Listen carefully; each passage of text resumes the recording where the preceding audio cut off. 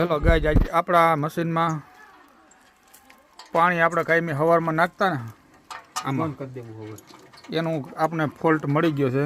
તમે જોઈ શકો છો જો આમાં જો આ જગ્યાએ તમને પાણીનો ઓલો ડાઘ દેખાય ત્યાંથી આપણું આ રેડિયેટર લીક છે. હવે અમે બધા વર્ગા છે આના બધા સ્પેર પાર્ટ ખોલવા. હવે આપણે રેડિયેટરને કાઢવાનું છે.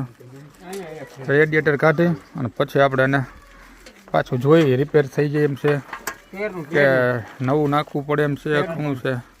અને અમારા ડ્રાઈવર સાહેબનો જુગાડ તમે જોઈ લઈએ કે લોડર નીચે ન પડે ને એટલે આ નાળો લઈ અને બોનનો ટાયરે લોડરને બાંધ્યું. વિચાર કરો તમે આ જેક કદાચ કે કામ ન કરે ને તમે આ જેક તો આમાં એક જેક આવે એમ છે એ જેક કે એની માથે રહી ગયા કાંઈ વાંધો નહીં. તો પેલા કાઢી લીધો એ કાઢ લીધો ને હા સમજાઈ ગયું.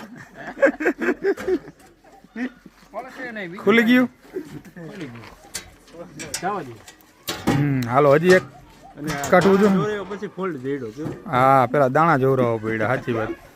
વધતું જ નથી કઈ નથી હપ્તાના હતા નથી ડ્રાઈવરના હતા આ એરિયામાં ખુલવો જ જોઈએ.